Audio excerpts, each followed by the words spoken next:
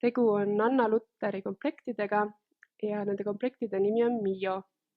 Ja Mio tuleb siis sellisest lausest nagu minu isa on. Ning ta on mõeldud sellistele väikestele poistele ja tüdrukutele, kelle jaoks isa on suur eeskuju. Ja nagu te näete, siis igas komplektis on üks natuke väiksem lips ja üks natuke suurem. Et see väiksem lips on siis kuskil 80 kuni 130 sentimeetrit pikkustele poistele. Ja lisaks on veel ka tüdrukute komplekt olemas, kus on siis selline tagant kummiga peapael, mille saab pähe panna. Ja täpselt samast materjalist lips, mis siis sobib täiskasvanutele, ehk siis selle saab oma isale kinkida.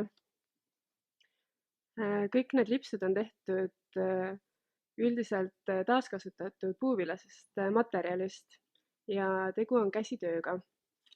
Nüüd see väiksem lips on samamoodi kummiga siit taga, nii et teda on väga mugav kaela panna ja suur lips siis samamoodi.